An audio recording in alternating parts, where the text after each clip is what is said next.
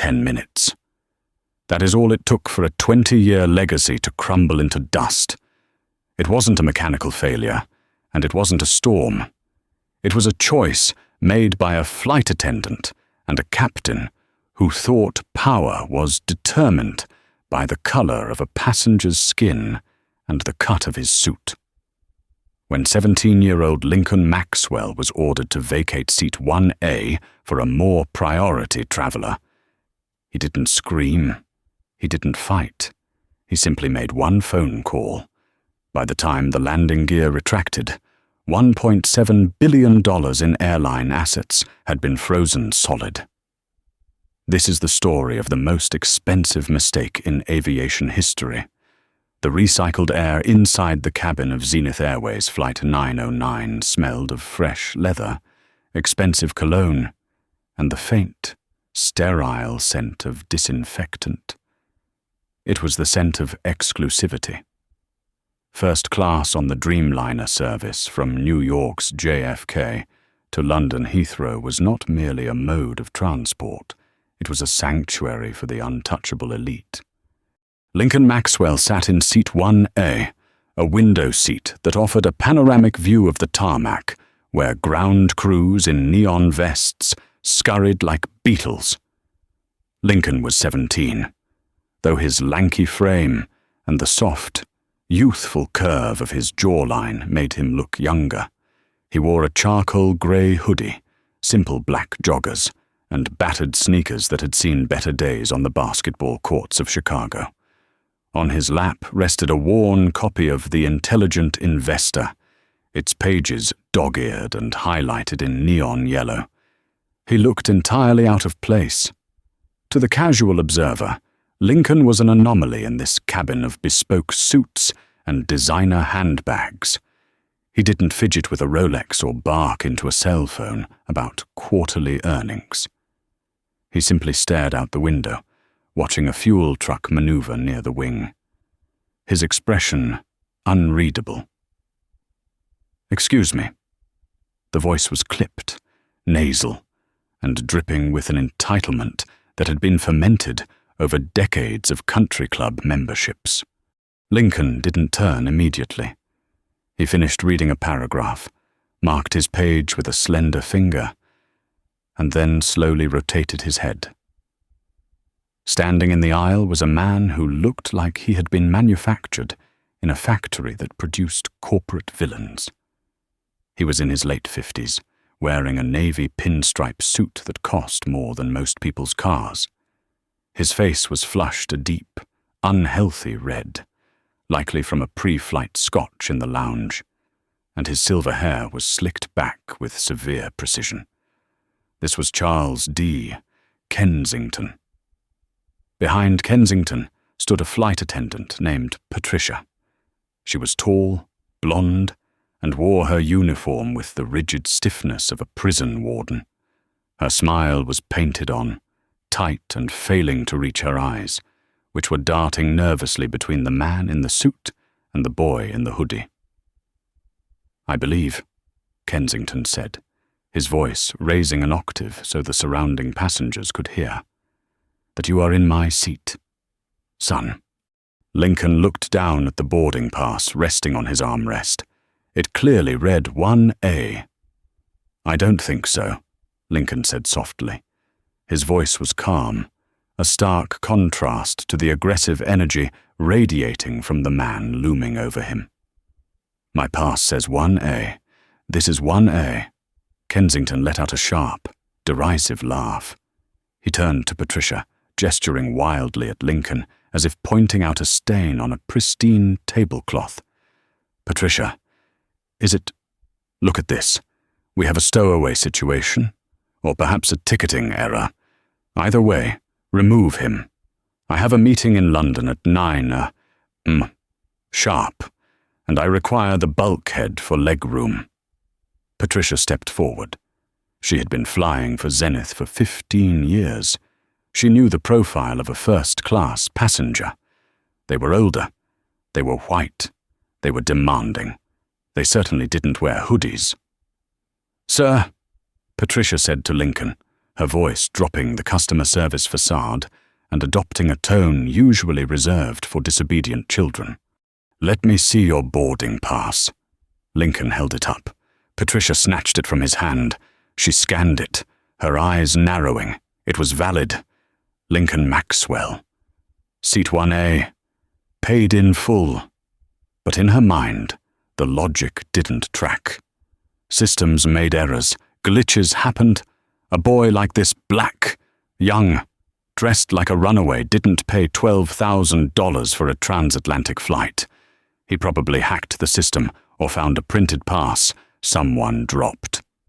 "This must be a system error," Patricia announced, handing the pass back to Lincoln as if it were contaminated. "Mr. Kensington is a Diamond Medallion member. He flies this route weekly. This is his usual seat." "I booked it 2 weeks ago," Lincoln said, his eyes returning to his book. "If Mr. Kensington wanted seat 1A, he should have booked it 3 weeks ago." A gasp rippled through the cabin.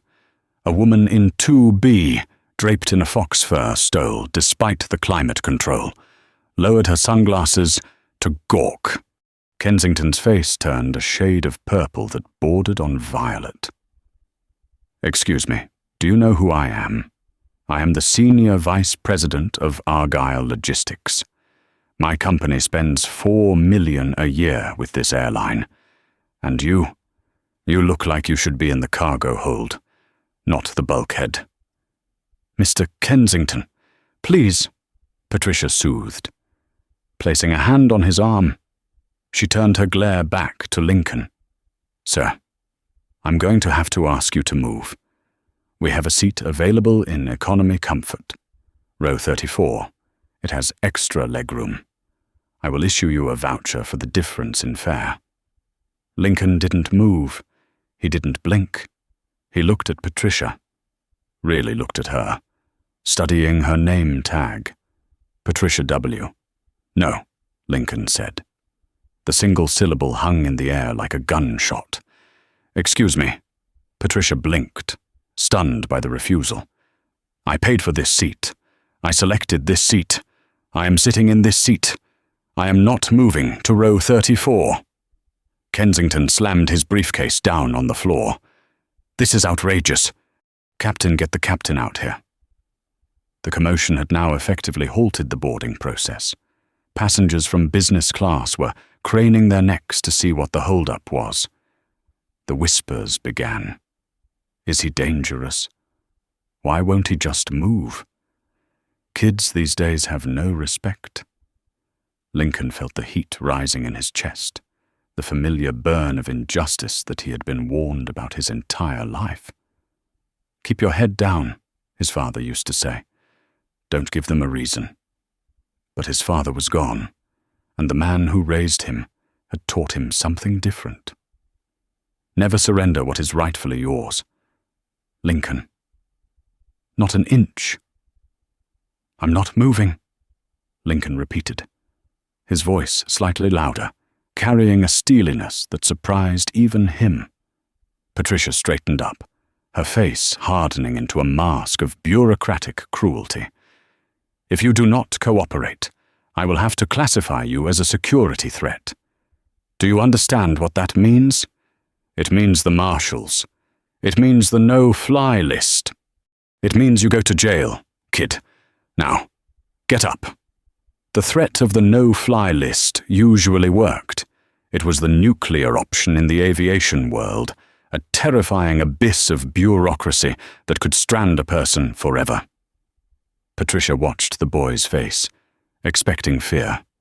She expected the lip to quiver, the eyes to water, the compliance that came when authority exerted its full weight. Instead, Lincoln Maxwell smiled. It wasn't a happy smile. It was a cold, dry expression that didn't reach his eyes. He reached into his pocket. "Don't!" Kensington shouted, jumping back as if Lincoln were pulling a weapon. "He's got a gun." Several passengers screamed.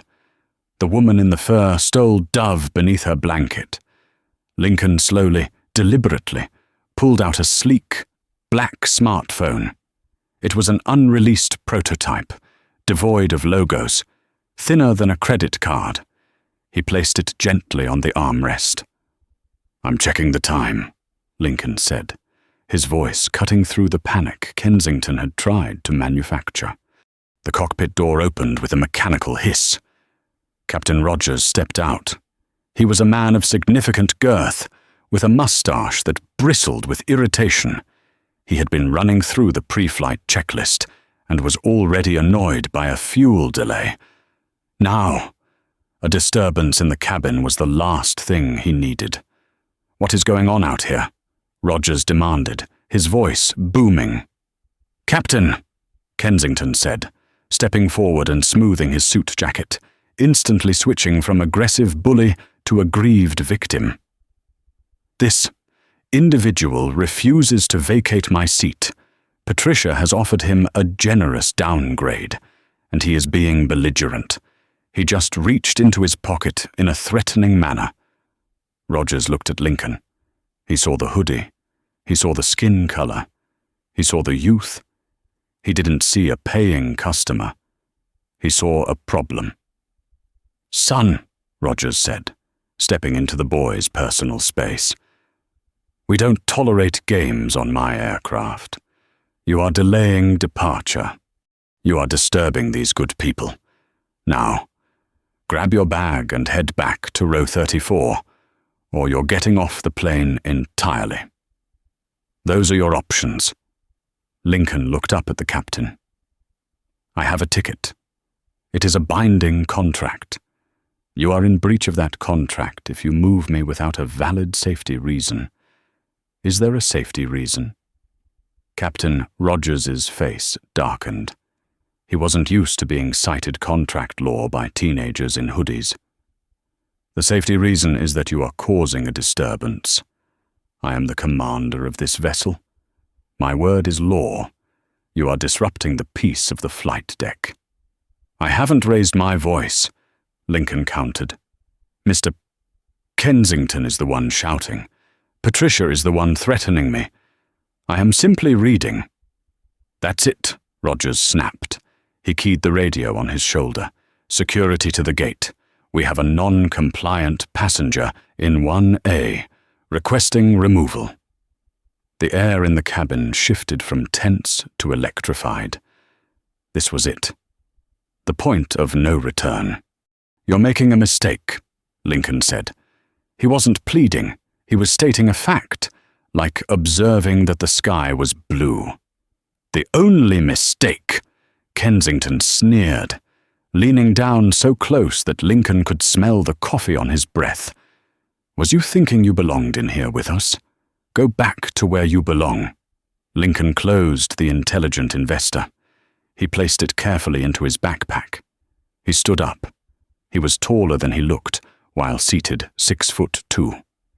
He towered slightly over Kensington, forcing the older man to step back. "Fine," Lincoln said.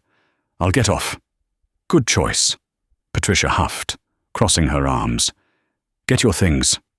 "But," Lincoln added, pausing in the aisle.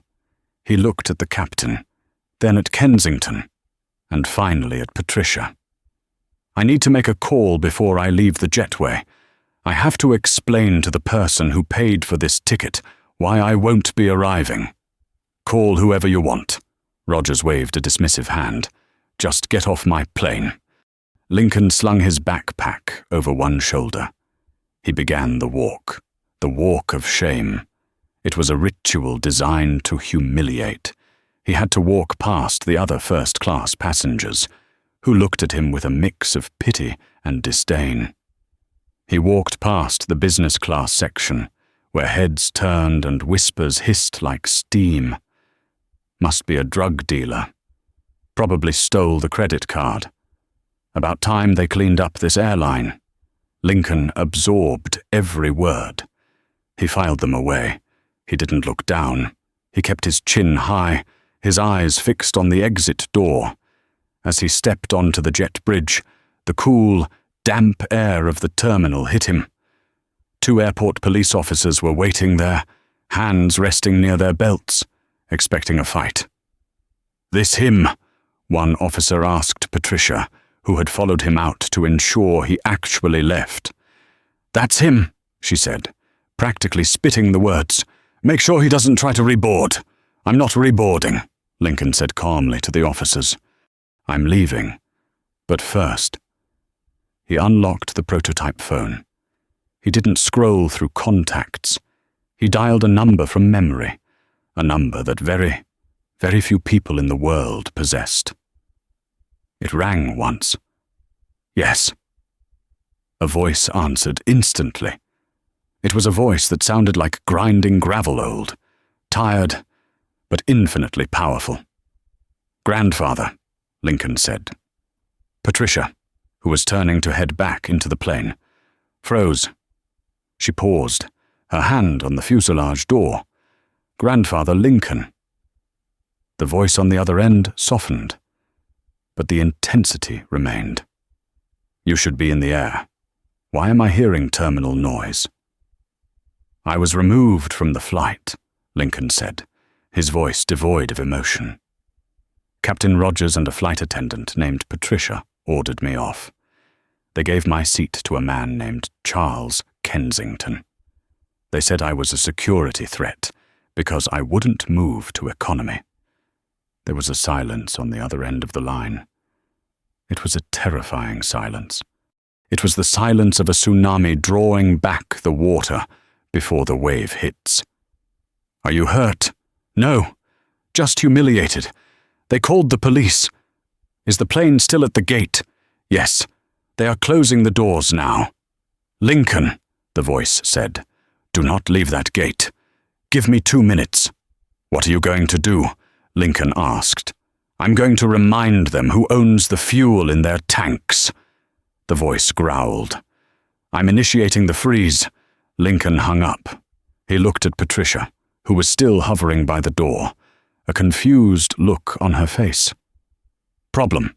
she asked sarcastically. "Daddy can't come pick you up."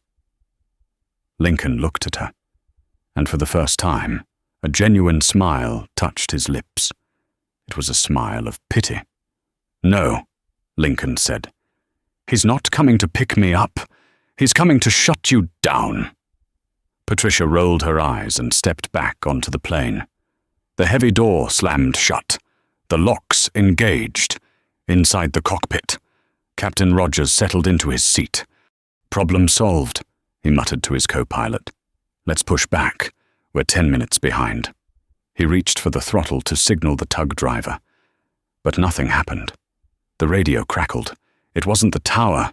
It wasn't ground control. "Zenith 909, this is operations." The voice was panicked, breathless. "Captain, do not repeat. Do not push back. Kill your engines immediately." Rogers frowned. "Operations. Say again. We are green across the board. The problem passenger is gone." "Captain, we just got a code red from the board of directors." The voice screamed over the static. The bank just froze the liquidity lines. All of them. Global fuel authorization has been revoked. If you burn 1 drop of fuel, we are flying on stolen assets." Rogers went cold. "What are you talking about? It's the Maxwell Group," the operations manager yelled. "Armand Maxwell, just personally called the CEO. He pulled the credit facility, the merger, the $1.7 billion merger. It's dead. It's all dead." Rogers' eyes widened. He looked at the empty jet bridge through the side window. He thought about the boy in the hoodie. Maxwell. Lincoln Maxwell. The blood drained from Captain Rogers' face so fast he nearly fainted. He looked at the fuel gauge. It read full. But technically, that fuel no longer belonged to Zenith Airways. They were stranded, and the storm was just beginning. The silence in the cockpit of Flight 909 was heavier than the composite metal fuselage surrounding it.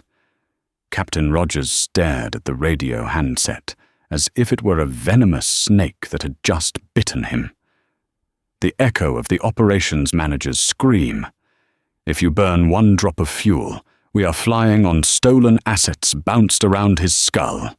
Beside him, First Officer Lewis, a younger man with ambition that far outstripped his experience, looked at the captain with wide, terrified eyes. "Captain," Lewis whispered, his voice cracking. "Did he say Maxwell as in Maxwell Holdings?" Rogers didn't answer. He couldn't. His throat had constricted to the size of a drinking straw. He turned his head slowly to look at the manifest on the clipboard, the one he had barely glanced at before storming out to eject the problem. There it was, in standard thermal printed font, Maxwell. Lincoln. It hadn't registered. Why would it Maxwell was a common name? There were thousands of Maxwells. But in the world of high finance and aviation, there was only one Maxwell family. They didn't just buy tickets. They bought airlines. They didn't just invest in infrastructure. They owned the debt that kept the lights on at JFK. "We have to move," Rogers croaked, desperate to regain control of his reality. "If we push back, maybe it's a bluff, a misunderstanding." He reached for the throttle again. Click. The entire flight deck went dark.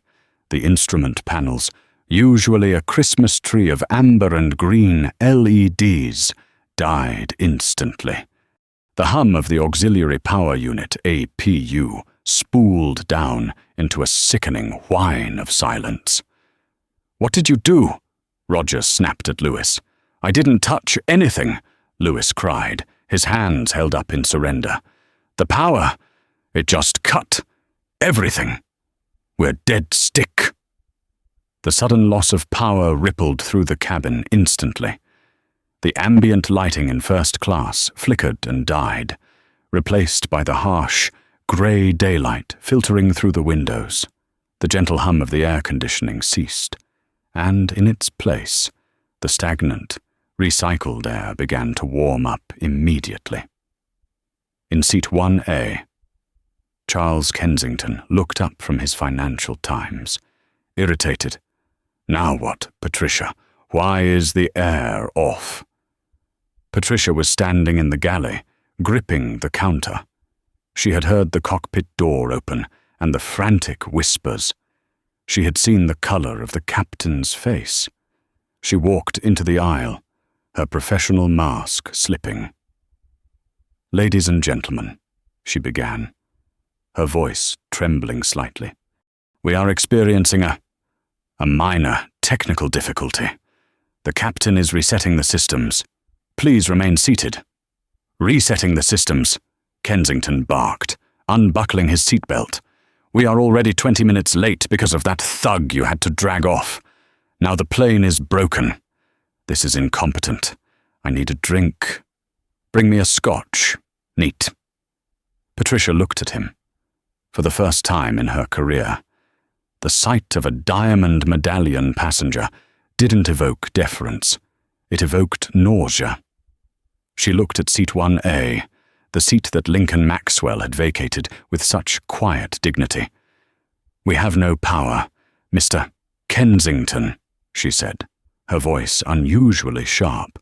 "That means no ice, no service. Sit down." Kensington's mouth fell open.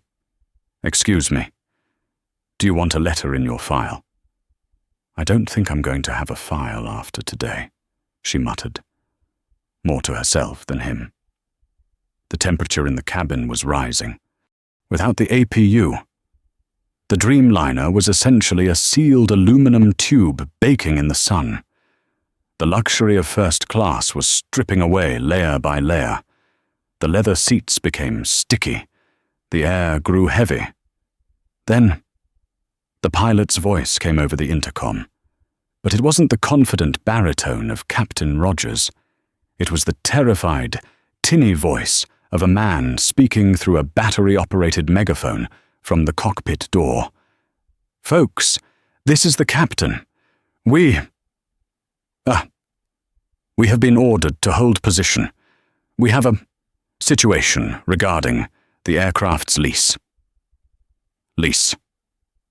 A passenger in 3A asked loudly. I thought Zenith owned their fleet. They didn't. Almost no airline did.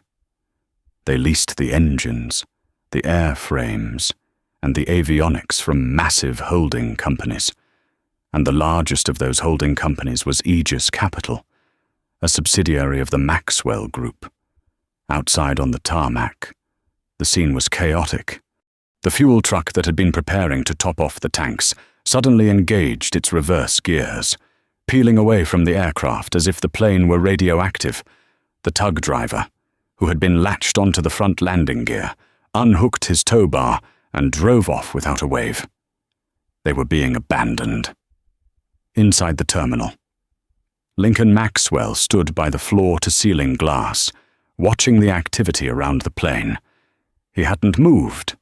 He hadn't run. The two police officers, Officer Miller and Officer Davis, were still standing near him. But their body language had shifted. They weren't guarding a suspect anymore. They were confused observers. Lincoln's phone buzzed. He looked at it. A text message from grandfather. Watch the engines. Lincoln looked up. He saw a black SUV with tinted windows tear across the tarmac, followed by a ground operations vehicle. Two men in dark suits got out, flanked by an airport mechanic. They walked directly to the massive Rolls-Royce turbine engine on the left wing. The mechanic opened a panel on the side of the engine cowling, reached in, and pulled a red lever. He then slapped a large magnetic sticker onto the side of the engine intake. Even from the terminal, the bold red letters were visible, repossessed. Officer Miller squinted through the glass. Did they just repo the engine? With the passengers on board. Lincoln slid his phone back into his pocket. It's not their engine anymore, he said calmly. It belongs to the bank, and the bank just closed for the day.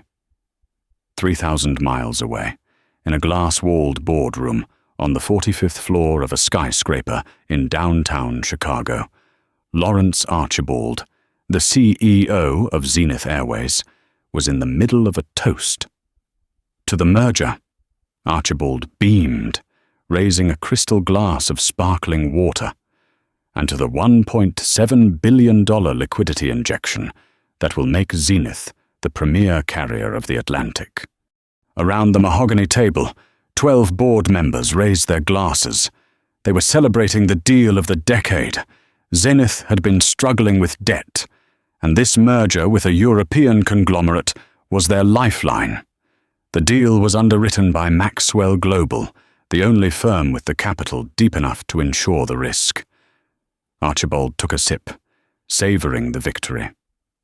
The door to the boardroom burst open. It wasn't a polite knock. It was a slam. Archibald's executive assistant, a woman named Sarah who had nerves of steel, looked like she had seen a ghost. She was clutching a tablet, her knuckles white. Sarah. Archibald lowered his glass. We are in session. Sir, she gasped, ignoring the protocol. You need to see this. The liquidity lines. They're gone. What? Archibald frowned. Don't be ridiculous. The wire is scheduled for noon. No, sir. Look. She slid the tablet across the polished wood. The screen displayed the company's financial dashboard. It was a sea of red. Line of credit. A frozen. Fuel hedging account suspended. Engine lease agreement terminated. Immediate effect. Cash reserves locked. This is a glitch, Archibald said, though his heart began to hammer against his ribs. Call it. Call the bank. I called the bank, Sarah whispered, tears forming in her eyes. They wouldn't put me through to the account manager.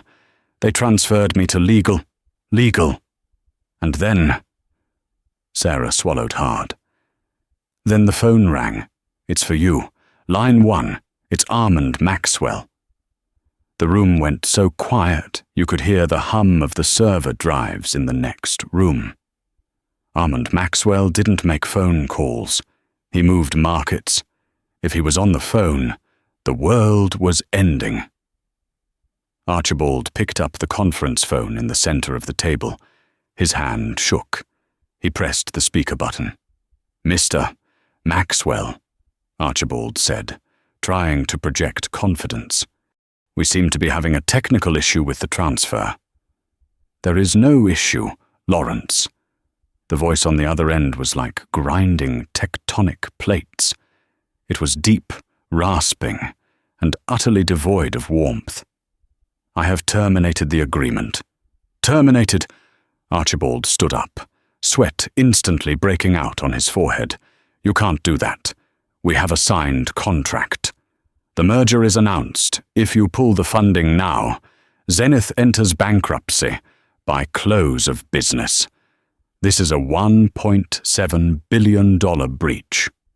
Read page 402, paragraph 4, subsection C of our agreement," Maxwell said calmly. "The reputational risk and moral clause. It states that Maxwell Global reserves the right to withdraw all support if the partner entity engages in conduct that brings shame, dishonor, or discrimination upon the Maxwell name or interests." What are you talking about?" Archibald stammered. "We run a clean operation. We are inclusive." 40 minutes ago," Maxwell interrupted, his voice dropping to a dangerous whisper. "Your flight crew on Flight 909 publicly humiliated a young man. They profiled him. They called him a criminal. They ejected him from a seat he paid for to accommodate a logistics manager who thinks his time is more valuable than my grandson's dignity." Archibald felt the blood leave his head. He gripped the edge of the table to keep from falling. "Your grandson. Lincoln Maxwell is the sole heir to my estate," Maxwell said. "He was traveling to London to sign the final papers for the very trust fund that was lending you this money. He was treated like garbage, Lawrence, by your captain, by your crew, and by extension, by you." "Mr. Maxwell, please," Archibald pleaded, his dignity shattering. "I didn't know. We can fix this. I will fire the crew. I will comp the flight. I will—" "You don't understand." Maxwell cut him off. "I don't want a free flight. I want an apology. But I don't want it from you. I want my grandson to decide if your airline survives the next hour. The assets stay frozen until Lincoln tells me to unfreeze them. If he says let it burn, Lawrence, I will watch it burn." The line went dead. Archibald stared at the phone. The board members were looking at him in horror. The stock ticker on the wall screen flashed. Zenith Airways had just dropped 12% in 3 minutes. The algorithm had picked up the freeze. "Get me the manifest for Flight 909. Archibald screamed at Sarah. "Get me the captain on the phone and get legal to draft a settlement. Now." Back at Gate 42, the situation had devolved into absurdity. The plane was sweltering. The toilets had stopped working because the vacuum pressure required power. Passengers were fanning themselves with safety cards. Kensington was purple with rage, screaming at Patricia, demanding to be let off. "I can't let you off, sir," Patricia cried, her hair disheveled, sweat running down her temples. "The jet bridge won't retract or extend. The power is cut to the terminal gate, too. We are stuck then." The cockpit satellite phone rang. It was the emergency line, powered by a backup battery. Rogers grabbed it. "Rogers here." "You idiot!" The voice of Lawrence Archibald exploded in his ear. "You absolute, incompetent moron." Rogers flinched. "Sir, we have a power failure." "Shut up! You kicked Lincoln Maxwell off your plane. Do you know who that is? That is the grandson of the man who owns our engines. You have bankrupted this airline in under an hour." Rogers looked at the empty seat. 1A. He looked at the manifest. He felt sick. I was told he was a security threat." "Mr. Kensington said. "I don't care what Kensington said," Archibald roared. "Kensington is a nobody. Maxwell is the money. Listen to me. Rogers, you are going to go out there, you and your purser, and you are going to get that boy back on that plane. You are going to beg. You are going to crawl if you have to. If Lincoln Maxwell doesn't get back in seat 1A and call his grandfather within 10 minutes, you will be flying cargo rubber dog shit out of Hong Kong for the rest of your miserable life. Fix it." Rogers dropped the phone. He looked at Patricia. "We have to go get him," he whispered. "Who?" "The boy. Maxwell." Patricia's eyes went wide. "The boy in the hoodie. That's the VIP." "He's not just a VIP," Rogers said, standing up and grabbing his cap. "He's the owner." They manually cranked the cabin door open. The jet bridge was still attached, thankfully. Rogers and Patricia ran down the tunnel, bursting back into the terminal. They spotted Lincoln immediately. He was sitting on a plastic chair near the gate agent's desk, calmly reading The Intelligent Investor. The two police officers were chatting with him, laughing. Rogers ran up, breathless, his uniform stained with sweat. Patricia trailed behind, looking terrified. "Mr. Maxwell." Rogers gasped. "Mr. Maxwell, please." Lincoln didn't look up immediately. He finished a sentence, turned the page, and then looked at the panting captain. "Captain Rogers," Lincoln said coolly. "I thought I was a security threat." No, sir. Terrible misunderstanding." Rogers stammered, wringing his hands. "A complete error in judgment. We have rectified the situation. Seat 1A is yours. We are ready to depart. As soon as we get the engines back." Patricia stepped forward, her voice shaking. "Please, sir. We are so sorry. I didn't know. If I had known." Lincoln closed his book with a snap. He stood up. "If you had known my name was Maxwell, you would have treated me with respect," Lincoln said, his voice carrying through the quiet gate area. Other passengers waiting for other flights were watching. "But because you saw a black kid in a hoodie, you treated me like a criminal. You didn't respect the human, you respected the wallet. And now that you know the wallet is bigger than you thought, you want to change the rules." "Sir, please," Rogers begged. "The CEO is on the line. The airline, thousands of jobs. People will lose their pensions if this deal falls through. Don't punish the mechanics and the baggage handlers for my mistake." Lincoln paused. That hit home. He wasn't like Kensington. He didn't enjoy suffering. He knew that if Zenith collapsed, regular people would get hurt. "I won't fly with you," Lincoln said. "I won't step foot on that plane again." "But, however," Lincoln continued, "I will make the call, on one condition." "Anything," Rogers said. "Anything." "The man in 1A, Kensington," Lincoln said. "He wanted that seat so badly. He felt he deserved it more than I did. I want him off the plane, and I want him to apologize to me, here, in front of everyone." Rogers didn't hesitate. "Done." He grabbed his radio, but it was dead. He looked at the gate agent. "Get on the PA. Tell Mr. Kensington to come to the gate immediately. Tell him it's a security inquiry." 5 minutes later, Charles Kensington stomped up the jet bridge, red-faced and sweating. "What is the meaning of this?" Kensington yelled. spotting the captain. Why am I being summoned off? Is the plane fixed? Then he saw Lincoln. You... Kensington pointed a finger. Is this about him again? I told you. Press charges. Mr. Kensington. Rogers stepped in, his voice hard. Shut up. Kensington froze. Excuse me.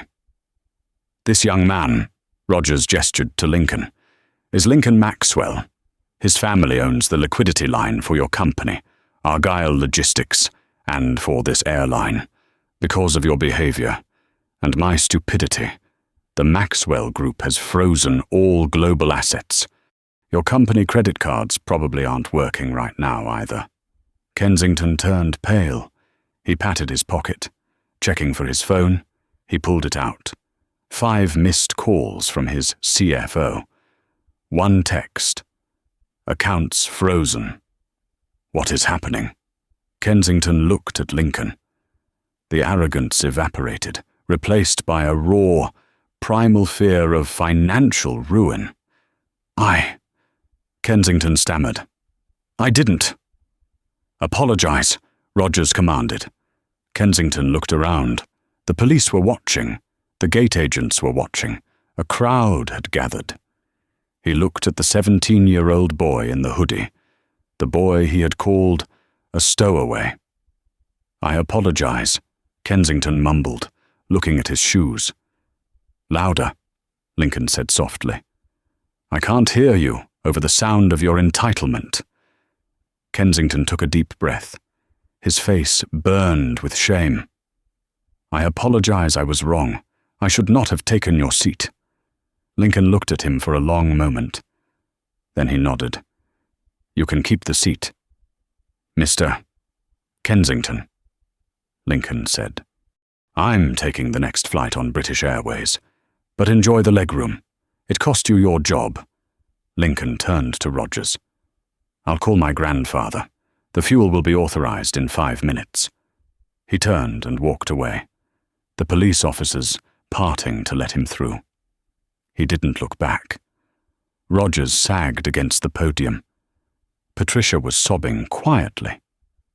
Kensington stood alone in the middle of the terminal, holding his phone, staring at the screen as his career dissolved into pixels. But the story wasn't over. The karma had only just begun to ripple outward. While the physical drama played out at Gate 42, a digital storm was brewing that would make the mechanical failure of Flight 909 look like a minor inconvenience.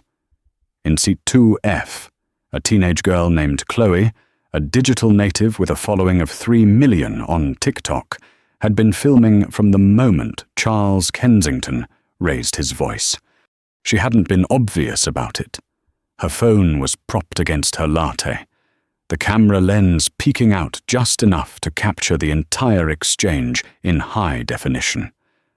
She captured the sneer on Kensington's face. She captured Patricia's dismissal.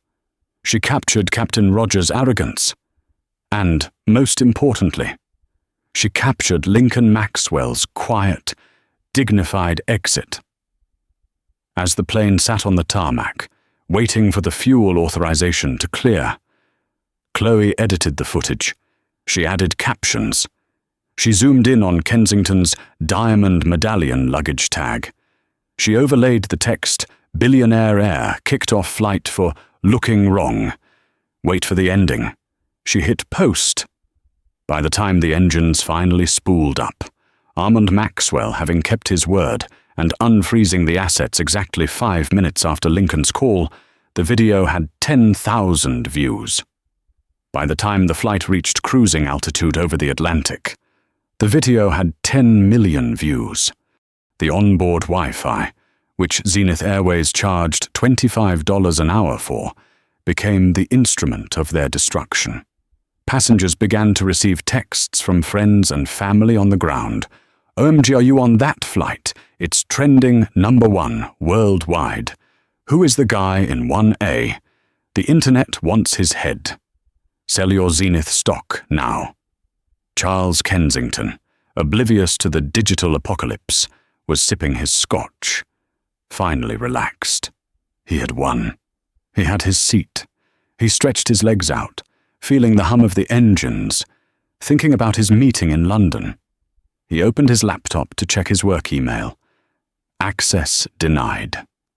Your account has been suspended by the administrator.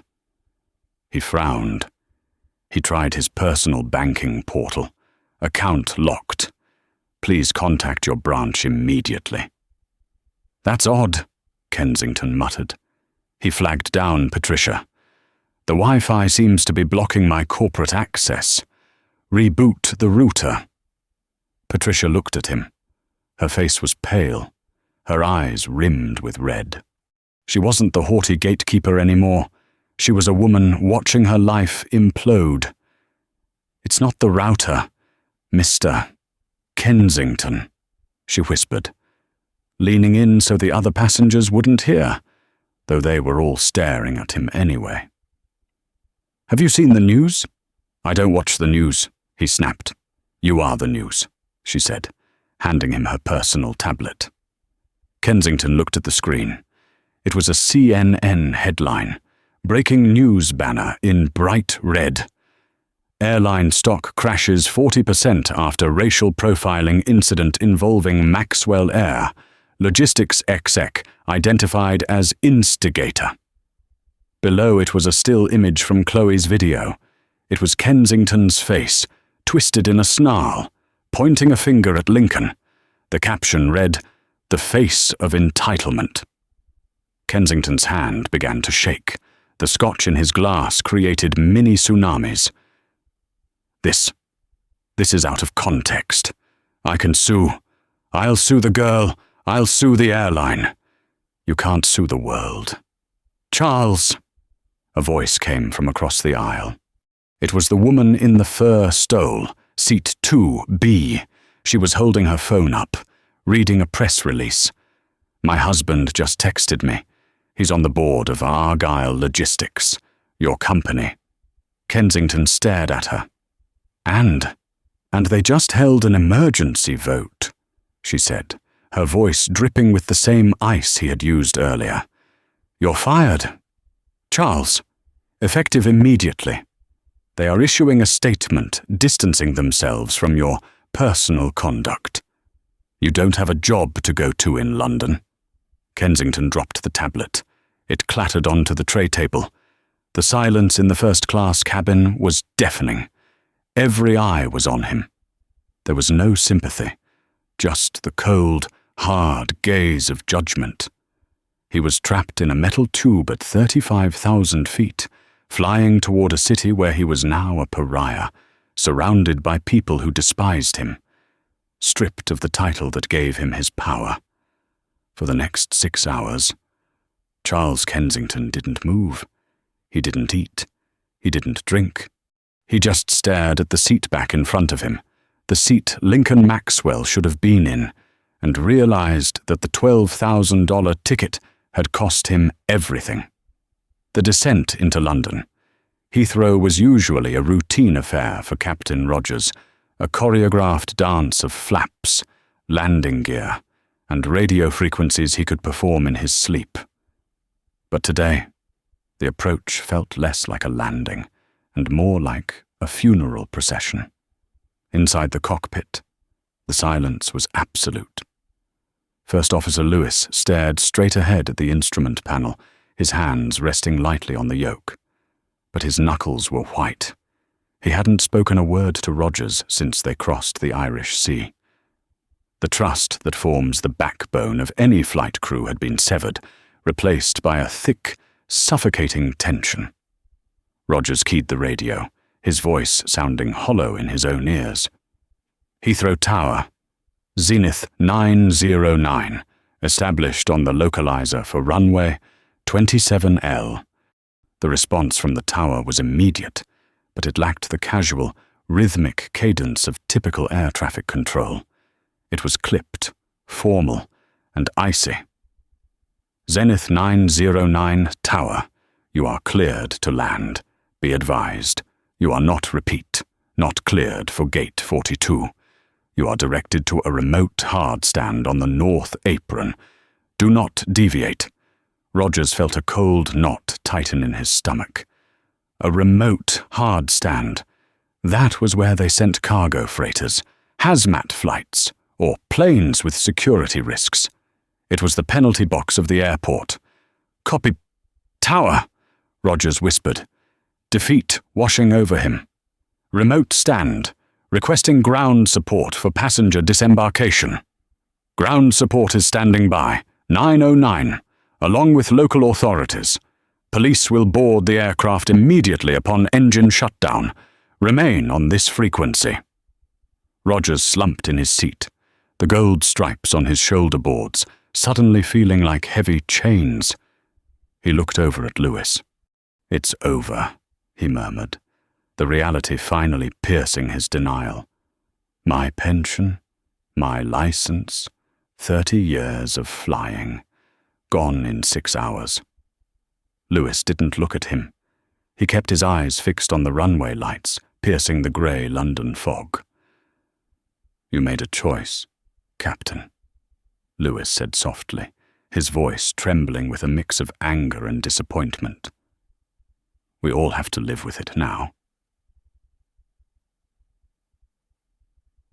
As the wheels kissed the tarmac with a screech of burnt rubber, the cabin was eerily quiet. Usually, this was the moment passengers rustled for bags and clicked on phones. But today, no one moved. The digital wildfire that had started over the Atlantic had consumed the entire aircraft. Every passenger knew exactly what was waiting for them outside. Charles Kensington sat in seat 1A, the seat he had fought so hard to claim. It felt like a prison cell. He peered out the window as the plane taxied away from the terminal, away from the jet bridges, and toward a lonely stretch of concrete surrounded by service roads. Through the drizzle, he saw them, blue flashing lights, not one car, 3, and behind them, news vans. He could see the telescopic masts of satellite trucks rising into the gloom, hungry for the first image of the face of entitlement. "This is ridiculous," Kensington muttered, though his voice lacked its usual bite. He adjusted his tie, his hands shaking uncontrollably. "I am a victim here. I was promised a service." Patricia walked down the aisle for the final safety check. She looked like a ghost. Her makeup, usually flawless, was smudged. She stopped at row 1. She didn't offer a smile. She didn't offer a hot towel. "Remain seated, Mr. Kensington," she said, her voice flat. "Do not stand up until instructed." "I have a connection to make," Kensington snapped, trying to summon the ghost of his former authority. "You have nowhere to go," Patricia replied, walking past him. The engines whined down into silence. The fasten seatbelt sign flicked off, but nobody moved. The forward door opened, letting in the damp, chilly English air. 2 officers from the Metropolitan Police boarded. They were imposing figures in high-visibility jackets, their faces grim. They didn't look at the flight crew. They walked with purpose, straight into the first-class cabin. The lead officer, a sergeant with grey hair and eyes that had seen everything, stopped at row 1. He looked down at the manifest, then at the man in the suit. Charles Kensington. Kensington gripped the armrests. "I am an American citizen. I demand to speak to the consulate." "You can speak to whomever you like once we've processed you." "Sir," the sergeant said calmly, "we have a warrant for your detention regarding a breach of the peace aboard an aircraft and an urgent request from the Civil Aviation Authority. Furthermore, we have received a complaint regarding hate speech under the Public Order Act." "Hate speech?" Kensington spluttered, his face flushing a deep crimson. "I simply asked for my seat." "Stand up, please," the officer commanded. It wasn't a request. Kensington stood. His legs felt like jelly. As the officers escorted him into the aisle, he looked back. He expected to see support. He expected the other wealthy passengers in first class to rally around him, to defend the rights of the elite.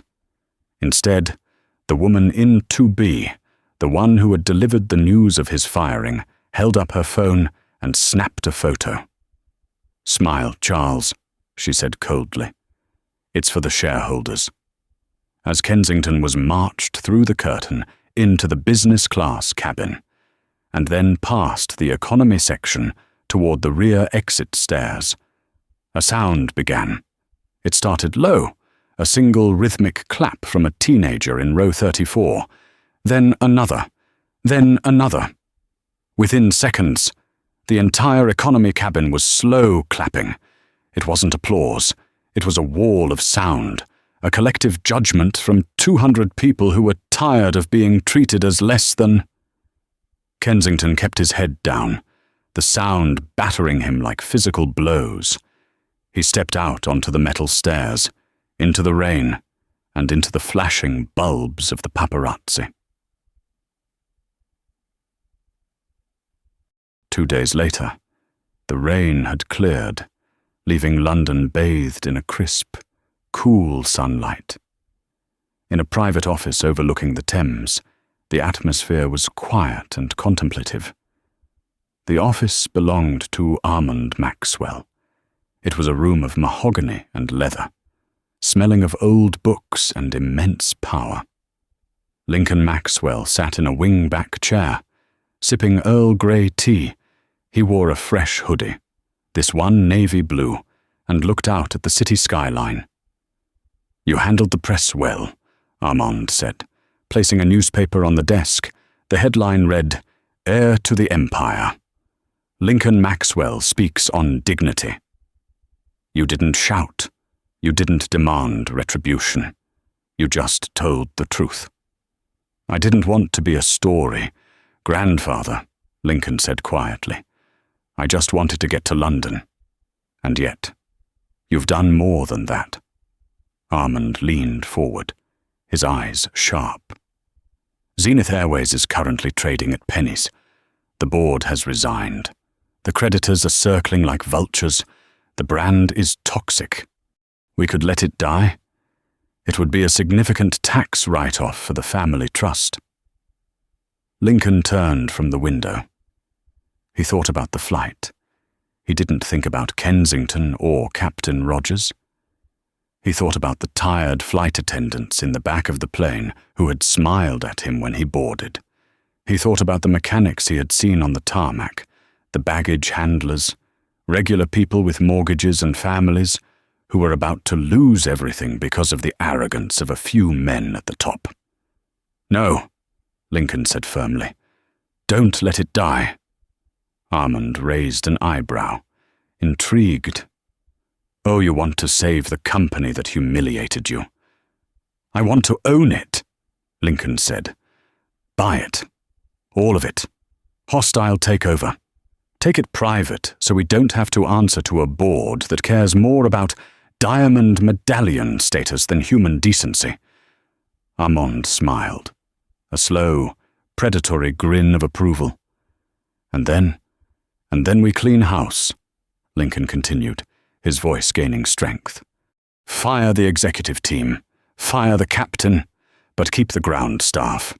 Keep the crew members who are just following orders out of fear. And I want to install a new CEO. Who do you have in mind?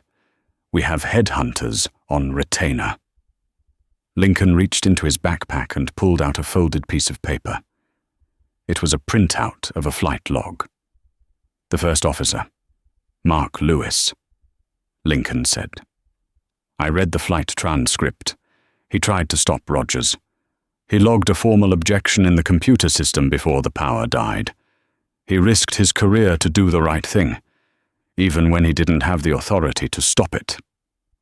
That's the kind of person I want running the airline." Armand took the paper. He looked at his grandson, really looked at him, and saw the future of the Maxwell legacy. It wasn't just about money anymore. It was about impact. "Done," Armand said.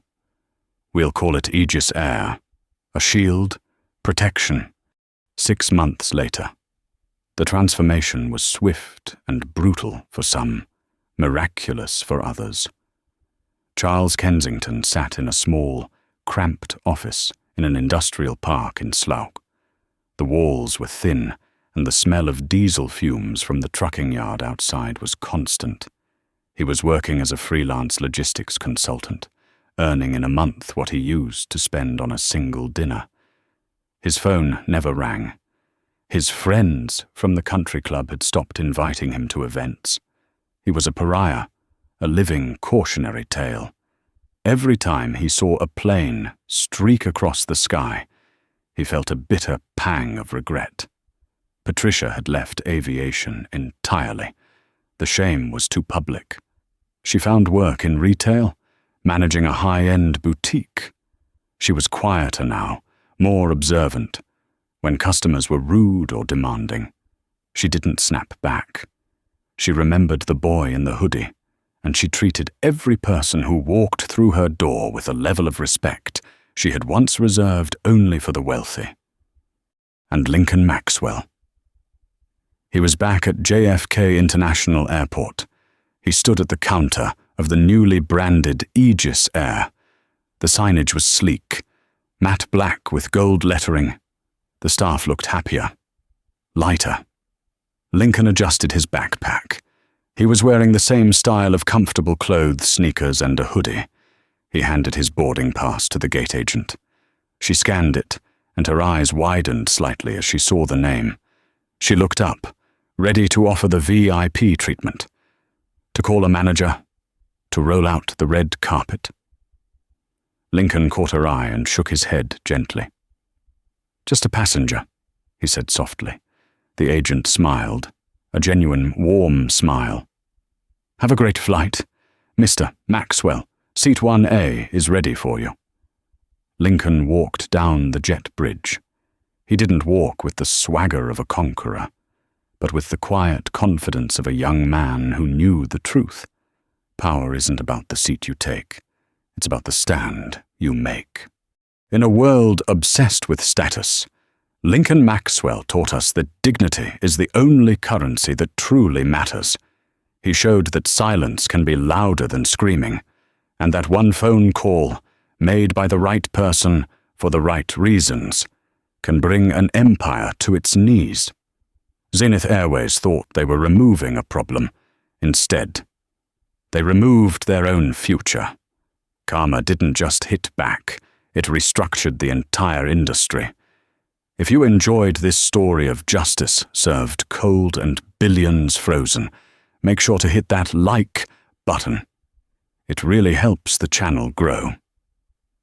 Share this video with someone who needs a reminder that you should never judge a book by its cover, or a passenger by their hoodie.